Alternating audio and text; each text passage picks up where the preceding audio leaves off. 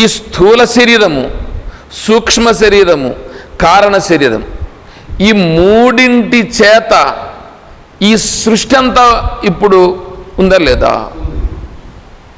అంటే స్థూలము, సూక్ష్మము, కారణము ఈ మూడింటిని గురించి నువ్వు తెలుసుకుంటే ఎవరిని తెలిసినట్లయితుంది? నోర్లు తెరండప్ప. మీరు నోర్లు తెరకపోతే నేను చెప్పాల్సిన అవసరం లే. కనీసము నోర్లు తెరిచేదానికి ఏమో అర్థం అవుతా ఉందా లేదనన్నా నాకు తెలియాలి కదా. ఎన్నిసార్లు చెప్పాలా?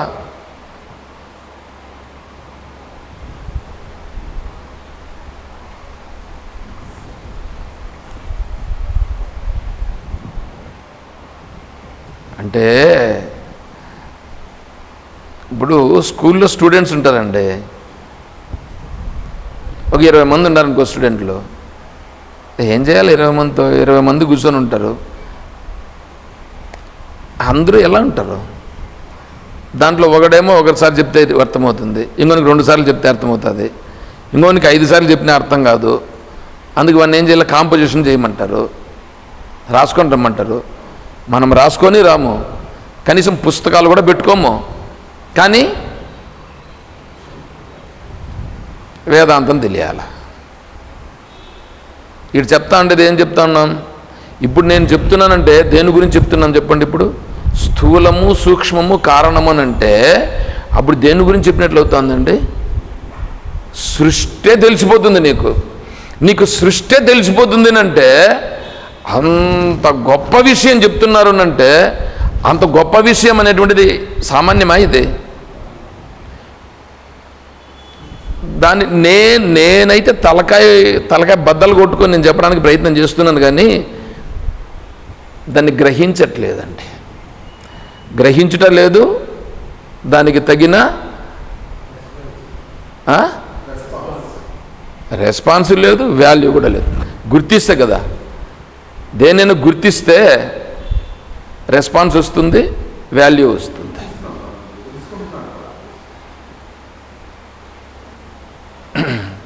నాకు కూడా తెలుస్తుంది కదా.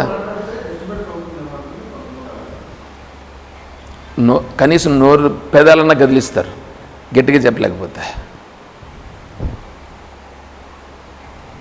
ఇది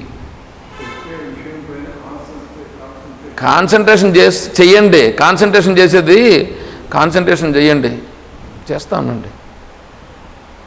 అది ఆటికి తీసుకుపోతుంది తెలుసా? ఇదేంది? ఇది నిద్రకు గుర్తు. అది నిద్రకు తీసుకుపోతుంది. ఇది కళ్ళు మూసినామంటే నిద్రకు గుర్తు. ధ్యానానికి కూర్చుంటే కూడా కళ్ళు మూసుకుంటావు, కానీ ధ్యానంలో నువ్వు కాన్సన్ట్రేషన్ దేనిపైన చేసేదానికి కూర్చున్నావు, కళ్ళని అందుకు మూసుకున్నావు. ఈడ కళ్ళు ఎందుకు మూసుకుంటున్నావు? కాన్సన్ట్రేషన్ అయ్యేంది. కాన్సన్ట్రేషన్లే పడలే, నిద్రపోతావు. నువ్వు కాన్సన్ట్రేషన్ అని నువ్వు అనుకుంటావు, నీ మనస్సు నిన్ను మభ్యపెట్టి నిన్ను నిద్రలేక తీసుకుపోతుంది. తమో గుణ లక్షణం.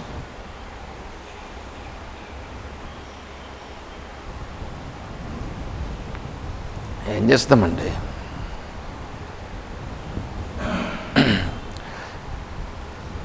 శంకరాచార్య స్వాముల వారు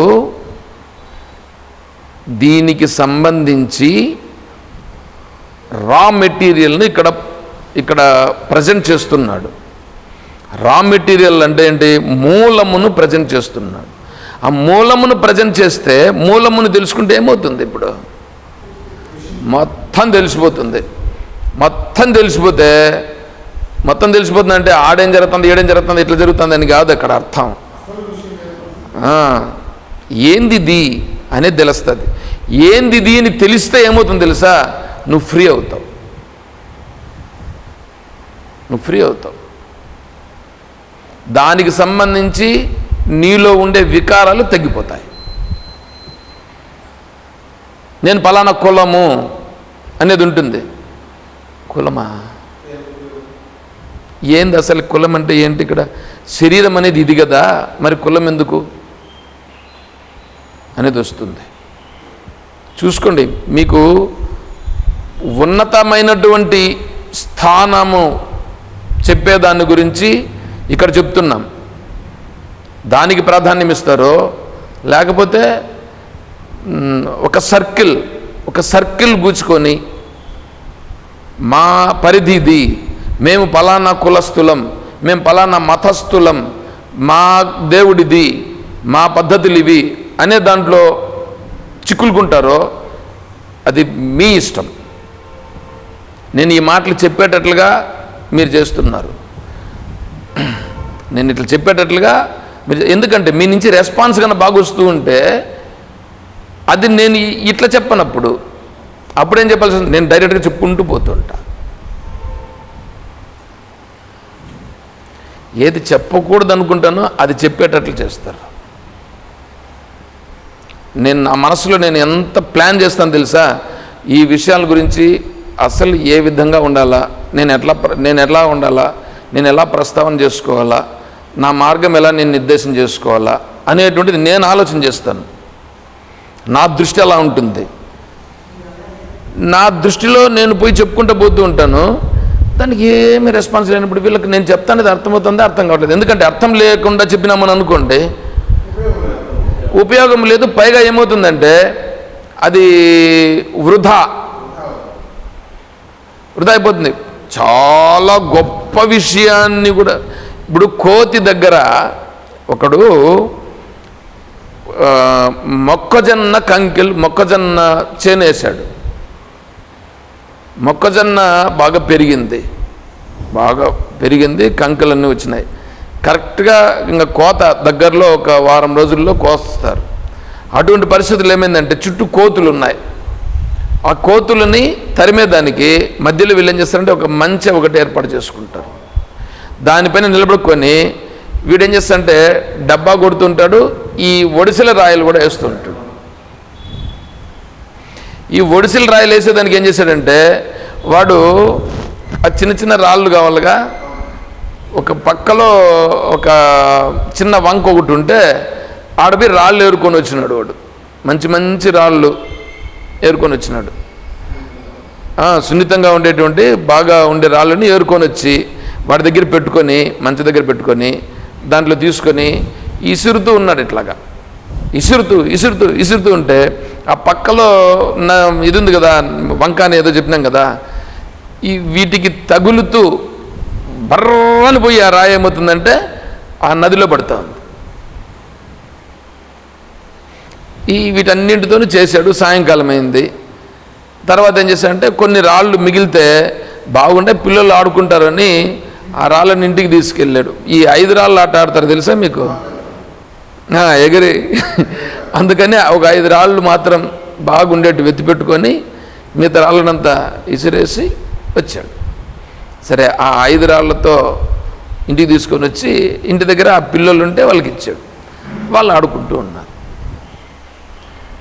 ఈ వారం రోజుల్లో ఆ కంకెచోను కోసేశారు. దాన్ని కోసిన తర్వాత దాన్ని అమ్మాలిగా ఎవడో వచ్చాడు, కోత కొనుక్కుండేవాడు వచ్చాడు. వాడికి ఈ పిల్లలు రాళ్ళతో ఆడుకుంటూ ఉంటే దాన్ని చూశాడు. చూసి ఆ రాళ్లను చూసి చాలా బాగున్నాయని ఆ రాళ్లను అడిగాడు. అడిగితే దానికేముందండి, ఈ రాళ్ళను తీసుకోవచ్చు కదా అన్నాడు. కానీ ఈ ఒక రాయి ఇస్తే వీళ్ళు ఏడుస్తారు, ఎందుకంటే 5 రాళ్ళు ఉండాలిగా. కాబట్టి ఒక రాయి ఇచ్చేదని కుదరలేదు. సరే, వీళ్ళకు వేరే 5 రాళ్ళు తెచ్చిస్తానని చెప్పి ఈ 5 రాళ్ళు తీసుకొని వీడు దాని వాల్యూ వాడు చూశాడు, వాడు గుర్తుపెట్టాడు. అవి వజ్రాలు అవి. సరే, వాడేమన్నంటే కొనుక్కునేదానికి ఇవి వజ్రాలు రా నాయనా, వీటి వాల్యూ ఎంత ఉంటుంది అనుకుంటావు అని చెప్పి వాడు చెప్పి వాడేదో రేటు కట్టి ఆ 5 వజ్రాలు తీసుకొని వీడికి ఒక 5 లక్షలు ఇచ్చినాడు. వీడిప్పుడు కొట్టుకుంటా ఉన్నాడు. వీడు ఎన్ని రాళ్ళు నేను వీటిని ఇసిరేసాను, ఎన్ని రాళ్ళని ఇసిరేసాను చెప్పండి. ఎన్నో ఒక రాశిలాగా ఒక దీంట్లో ఏరుకొని పోయి నేను పెట్టుకొని దాన్ని ఇసిరిసిరి వేసినాను.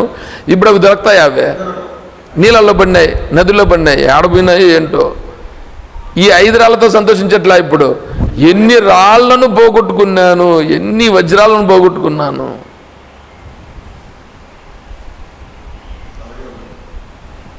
అట్లాగా చెప్పే విషయం అనేటువంటిది తెలిస్తే దాని వాల్యూ తెలుస్తుందండి. మీరు గుర్తించాలనే దానికోసం నా ప్రయత్నం నేను చేస్తాను. ఒక చిన్న సర్కిల్ గీసుకొని కూర్చోన్నారు మీరు. మీ చుట్టూ మీ మనస్సులో ఒక సర్కిల్ గీసుకున్నారు. నా మతం ఇది, నా కులం ఇది, నా పద్ధతి ఇది అనేదాన్ని గీసుకున్నారు. నేను కూడా ఒకప్పుడు అట్లుండే. దీక్ష తీసుకున్న తర్వాత అవన్నీ పోతాయి. ఇప్పుడు ఆ తత్వాన్ని గురించి చెప్పిన దాంట్లో చాలామంది చాలా రకాలుగా చెప్పారు. దాంట్లో సుప్రీం స్థాయిలో చెప్పినటువంటి వారు జగద్గురు శంకరాచార్య స్వాముల వారు. అటువంటి జగద్గురు శంకరాచార్య స్వాముల వారు చెప్తున్నటువంటి ఆ సుప్రీం స్థాయిని మనం చెప్తూ ఉంటే మీ సర్కిల్లో నుంచి కొద్దిగానైనా కదలకుండా పోతే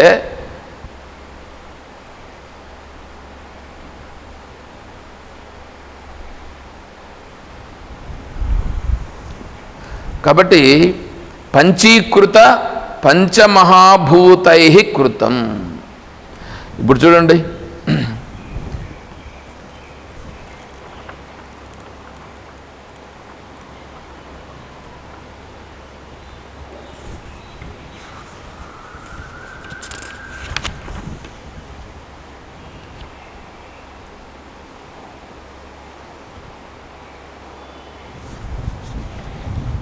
ఇది చూడండి, ఇది ఇక్కడ పంచీకరణం అని ఉందండి. మీరు దగ్గరకు వేసుకోండి, కుర్చీలంతా దగ్గర వేసుకోండి, మీకు కనిపించదు.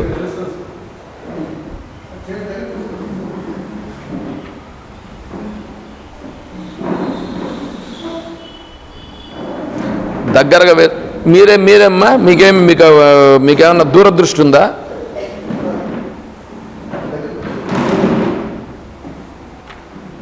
కూర్చోండి, దగ్గరుంటే బాగా కనిపిస్తుంది. మీకు కనిపించాలనుకుంటే కూర్చోండి, మీకు కనిపించకూడదు పర్లేదు అనుకుంటే మీరు దూరంగా కూడా ఉండండి, నాకేం అభ్యంతరం లేదు. ఇవి కనిపిస్తున్నాయా? కలర్స్తో కనిపిస్తున్నాయా?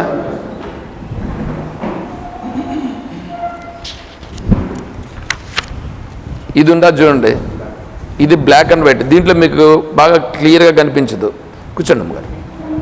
కానీ ఇది చూడండి, ఇది బాగా కనిపిస్తుంది. ఇది బాగా కనిపిస్తుందా? నీకు కనిపిస్తుంది అమ్మగారు? ఎక్కడ కనిపిస్తుంది? రండి, మీకు కనిపించేట్లుగా వేసుకొని కూర్చోవాల. వీళ్ళకి అర్థమయ్యేట్లుగా చెప్దామంటే ఏమయ్య వీళ్ళు.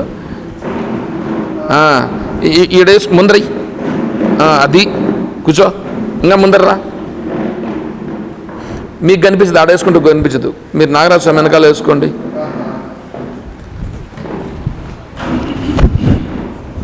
కనిపిస్తుంది కదా?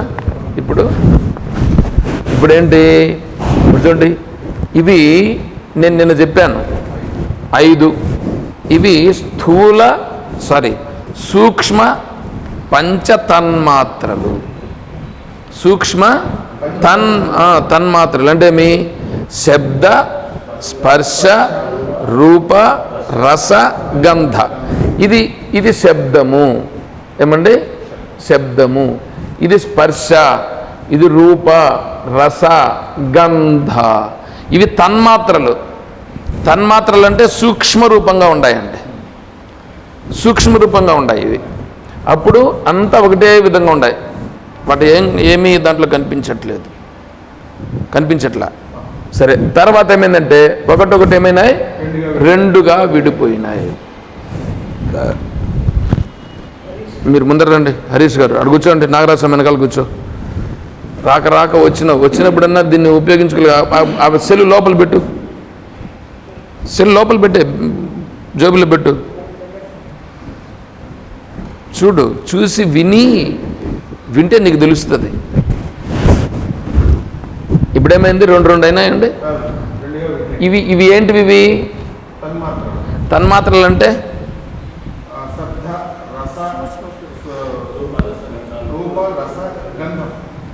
ఏంటి? అవి రూపం లేవు. ఇప్పుడు రూపము లేకుండా సూక్ష్మ స్థితిలో ఉన్నాయి. రూపము లేని సూక్ష్మ స్థితిలో ఉన్నాయి.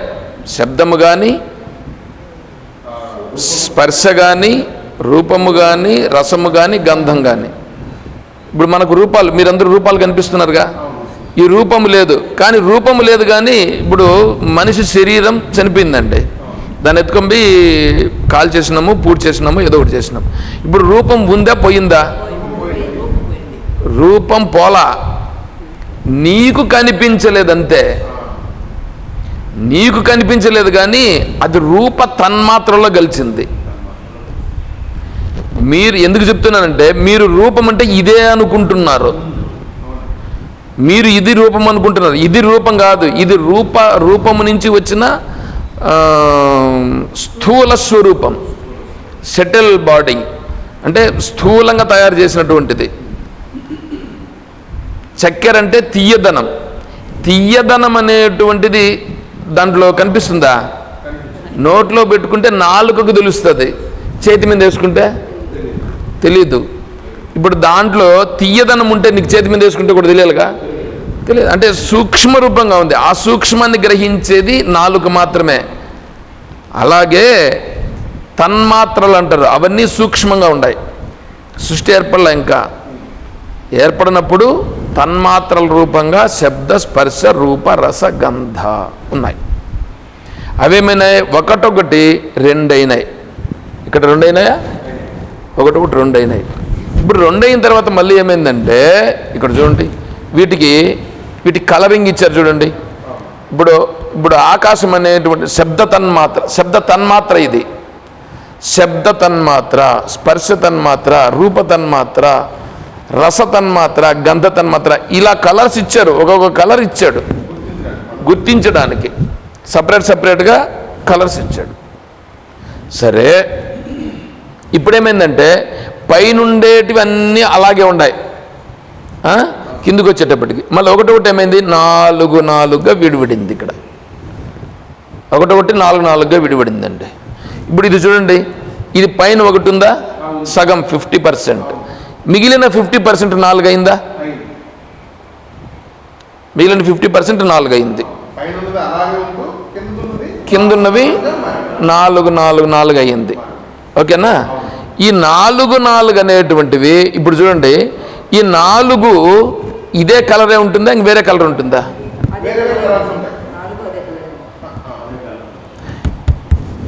ఈ పైన ఉండేటువంటిది బ్లూ ఉంది, ఈ కింద ఉండేటువంటిది 4 భాగాలు అయితే వేరే కలర్ అయిపోతుందా? అదే కలర్ కదా ఉంటుంది. అలాగే ఇది కూడా అదే కలర్ ఉంటుంది. అంటే అర్థం ఏంటి? ఈ శబ్ద తన్మాత్ర అనేటువంటిది మనకు ఇక్కడ చూపిస్తున్నాడు అంతే. ఊరికే మనకు అర్థమయ్యేదానికి ఇది పంచీకరణం అనేది. ఇది ఇప్పుడేమైంది? కింద ఉండేది 4 భాగాలు అయ్యింది. ఇక్కడ కలర్స్ వేయలేదు. ఎందుకంటే కలర్స్ వేస్తే మన బుద్ధులు చాలా గొప్పవి కాబట్టి ఇదవుతుందని, అందుకని ఊరికే ఇక్కడ 4 భాగాలు అయినట్లుగా చూపించాడు. 4 భాగాలు అయ్యింది. ఈ 4 భాగాలు అయిన తర్వాత ఇప్పుడేమైందంటే, ఇప్పుడు చూడు, ఈ సగం అలాగే ఉంది, ఇక్కడ ఈ సగం ఇలాగే ఉంది, ఈ సగం ఇలాగే ఉంది, ఈ సగం ఇలాగే ఉంది, ఈ సగం ఇలాగే ఉంది. ఇప్పుడు ఈ 4 ఉన్నాయి చూడు, ఈ 4 ఈ 4 ఏమైందంటే, ఈ 4 చూడండి, ఇది బ్లూ కలర్ ఉంది కదా, ఈ బ్లూ కలర్ ఇక్కడ ఒకటి వచ్చిందా, ఇక్కడ ఒకటి పోయిందా, ఇక్కడ ఒకటి పోయింది, 4 కలిసిందా? అంటే ఈ శబ్ద తన్మాత్ర అనేది, శబ్దం అనేటువంటిది మిగిలిన 4 భాగాలు కాగా, ఈ 4 ఏమైందంటే, ఇది స్పర్శ అనే దానికి ఒక భాగం పోయింది, రూపం అనే దానికి ఒక భాగం పోయింది, రసం అనే దానికి ఒక భాగం పోయింది, గంధం అనే దానికి ఒక భాగం పోయిందా? ఇప్పుడు ఇది స్పర్శ అనేది 4 భాగాలు అయ్యింది. ఈ 4 భాగాలు, ఎందుకంటే ఇక్కడ స్పర్శ సగం ఉంది, ఈ 4 భాగాలు దీనికి ఒకటి పోయింది, దీనికి ఒకటి పోయింది. చూడండి, ఇక్కడ ఈ కలర్ సెకండ్ పోయిందా లేదా? నెక్స్ట్ థర్డ్ వన్ రూపం. ఈ రూపం అనేటువంటిది అలా ఉండగా 4 భాగాలయ్యి, కింద 4 భాగాలయ్యి, ఆ 4 ఈ రూపానికి తప్పించి మిగతా దానికి 4ంటికి కలిసింది. రసము కూడా 4 భాగాలయ్యి, రసము తను సగం అలాగే ఉంటూ తను 4 భాగాలైంది, ఈ 4ంటితో కలిసింది. గంధము కూడా 4 భాగాలయ్యి, ఈ 4 భాగాలుగా ఉండేటువంటిది ఒక భాగం అలాగే ఉంటూ తన కానటువంటి దాన్ని మిగతా 4ంటితో 4 భాగాలు కలిసిందా? ఇప్పుడు చూడు, ఇప్పుడు ఇది సగం ఉందా? మిగతా ఈ 4 ఏంటివి? స్పర్శ, రూపము, రసము, గంధము, మిగతా 4 ఇటు ఉన్నాయి. అంటే ఇవి 4 కలిసి ఇప్పుడు ఈ ఇది స్పేస్ శబ్దం అనేది ఏర్పడింది. ఈ 4 ప్లస్ ఇదొకటి 5. నెక్స్ట్ ఈ వాయు తన్మాత్ర, వాయువు సగం ఏర్పడి మిగిలిన సగములో మిగతా 4 ఉన్నాయి. అంటే వాయువులో 4 ఉన్నాయి, మిగిలిన 4. అదేవిధంగా అగ్ని అంటే రూప తన్మాత్ర నుంచి ఇక్కడ ఏమైనా ఇది రూప తన్మాత్ర ఉండి మిగిలిన 4 ఇక్కడ ఏర్పడినాయి, కలిసింది. అదేవిధంగా రసం సగం అలాగే ఉండగానే మిగిలిన 4 ఇక్కడ కలిసినాయి. తర్వాత గంధములో కూడా సగం అలాగే ఉండి మిగిలిన 4 ఇక్కడ కలిసింది. అంటే ఇప్పుడు ఏమంటే, ఇప్పుడు ఈ శబ్ద తన్మాత్ర ఇంకా పంచమహాభూతాలు ఈ స్థూల రూపాన్ని పొందలా, ఇంతవరకు తెలుసుకో. ఫస్ట్ వచ్చిందా? ఇప్పుడు ఏమైంది? ఈ శబ్దం అనేటువంటి దానిలో 5 ఉన్నాయి, శబ్దములు 5 ఉన్నాయి. ఇంకా పంచమహాభూతాలు ఇంకా షటిల్ కాల, ఇక్కడ 5 ఉన్నాయి. స్పర్శ తన్మాత్రలో 5 ఉన్నాయి, రూప తన్మాత్రలో 5 ఉన్నాయి, రస తన్మాత్రలో 5 ఉన్నాయి, గంధ తన్మాత్రలో 5. ఇవి దీంట్లో ఇప్పుడు 3 గుణాలు ఉన్నాయి. సత్వగుణం, రజోగుణం, తమోగుణం. 3 వేర్లు ఉన్నాయిగా. చెట్టు ఉండాలంటే వేర్లు ఉండగా. ఇప్పుడు వీటన్నింటికి ఇవంతా దేంట్లో నుంచి వచ్చింది? ఈ శబ్ద, స్పర్శ, రూప, రస, గంధ అనేటువంటి ఈ 5 రావాలంటే ఈ 5ంటికి మూలంలో నేను చెప్పినాం కదా, బ్రహ్మణో అవ్యక్తం నుంచి మహత్ నుంచి అహంకారం ఇట్లా వచ్చిందని చెప్పాక. అంటే ఇవేంటివి? ఈ బ్రహ్మ నుండి అవ్యక్తం, ఈ అవ్యక్తం అనేది వచ్చిందంటేనే అవ్యక్త రూపంగా ఉండే దాంట్లో సత్వగుణం, రజోగుణం, తమోగుణం 3 ఉన్నాయి. ఆ 3 గుణములతో కలిసి స్టార్ట్ అయ్యింది.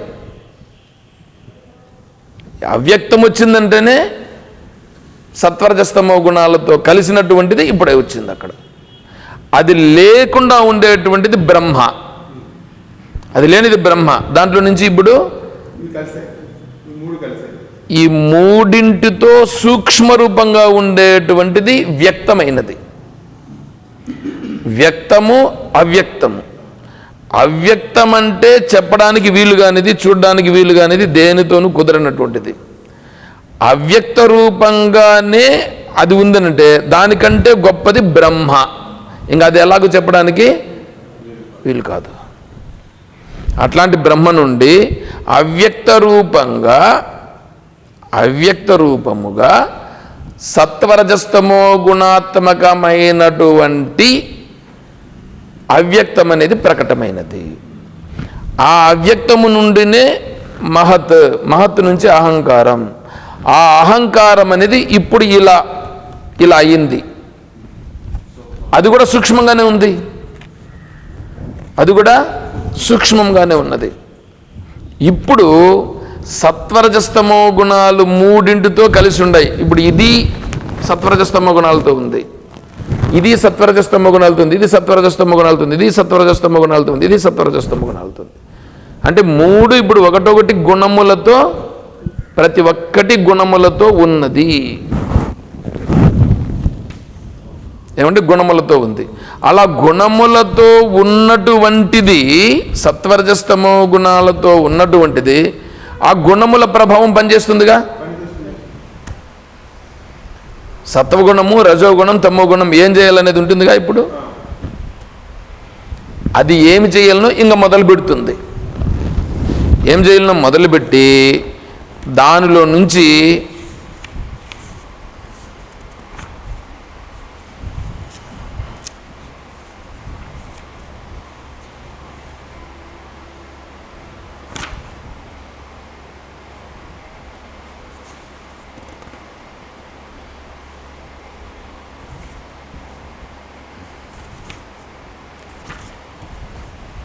ఇక్కడ చెప్తేనే నెక్స్ట్ మీకు ఇవన్నీ అర్థమవుతాయి, లేకపోతే అర్థం కాదు.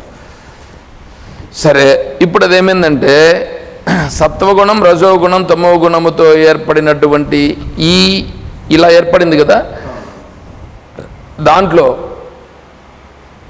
సత్వగుణం అనేటువంటిది జ్ఞాన రూపం, రజోగుణం అనేటువంటిది క్రియారూపం, తమో గుణం అనేటువంటిది స్థూల రూపం. ఇప్పుడు మీకు మీ శరీరం కనిపిస్తుందిగా, ఇది స్థూలం, దీన్ని స్థూలం అంటారు.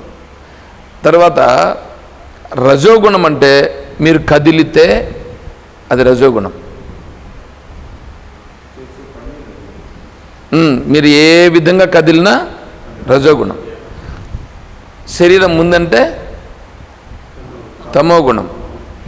తెలుసుకుంటున్నారు లేదా, అది సత్వగుణం. ఈ 3 మీకు తెలుస్తున్నాయిగా. నేను సత్వగుణం, రజోగుణం, తమో గుణం అంటే ఏమీ చెప్పినా ఇంకా మీకు దీంట్లోకి రాలేదు, ఊరికి గుర్తించడానికి చెప్తున్నా. ఇప్పుడు మట్టి ఉందండి, మట్టిగా ఉందని అనుకో, అదేమిటి, తమో గుణం. మట్టిగా ఉంటే తమో గుణం. దాంట్లో ఒక షేప్ అనేది వచ్చి ఏదో ఒకటి జరిగిందనుకో, అది రజోగుణం. అది ఉపయోగపడుతుందని అనుకో, సత్వగుణం. ఇప్పుడు ఈ మట్టి ఉంది, మట్టిని దున్నుతాడు, అది రజోగుణం. మట్టిగా ఉంటే తమో గుణం. దాన్ని దున్నితే రజోగుణం. దాంట్లో విత్తనాలు వేసాడు, విత్తనాలు పెరుగుతున్నాయి లేదా, అది సత్వగుణం. అంటే మీరు యాడ్ చూసినా ఇవేముండవు ఇప్పుడు, సత్వగుణం, రజోగుణం, తమో గుణం. అర్థమైందా? సత్వరజస్తమో గుణాలంటే ఏమో అర్థమైందా? సరే, సత్వరజస్తమో గుణాలంటే అర్థమైంది, ఓకే, బాగానే ఉంది. ఇప్పుడు నేనేమంటున్నానంటే, ఇప్పుడు ఇంకా సృష్టి ఏర్పడలా. నేను చెప్పింది అక్కడ వరకే వచ్చాను. సృష్టి ఏర్పడే అంటే స్థూల శరీరం గురించి చెప్తున్నాడు ఇక్కడ. స్థూల శరీరం ఎట్లా ఏర్పడిందో నేను చెప్పాలా? నేను దాని గురించి చెప్తా అంటే పుస్తకాలు ఎందుకు మాకు? పోయి లెక్కలు రాసుకోండి, వ్యాపారం చేసుకొని లెక్కలు రాసుకొని అది మిమ్మల్ని ఉద్ధరిస్తుంది. జీవితాన్ని అంతా ఇప్పటికి 70 ఏండ్లు అయిపోయింది. 70 ఏండ్లు అయిపోయి ఏం సంపాదించినారో తెలియదు, కానీ ఇంకా పోయి ఆ వ్యాపారం చేసుకుంటూ దాంట్లోనే కూర్చొని దాంట్లోనే మేము చేసుకుంటా ఉంటాము అని కూర్చుంటారు. చూడండి, మనం ఏం చెప్పుకుంటున్నామండి? ఇట్లాంటి విషయాలకు మీరు దీన్ని ఏం చేయాలి చెప్పండి? బుద్ధిమంతులు కదా, ఎంత వాల్యూ ఇస్తున్నారు చూడు. అదే పూలమాలలు తీసుకురామని చెప్పండి, 20 పూలమాలలు తెస్తారు. నాశనమయ్యే విధానం చేయమంటే చేస్తారు, కానీ బాగుపడే విధానం చేయమల్లంటే, బుద్ధికి పని పెట్టాలంటే బెటర్ అండి.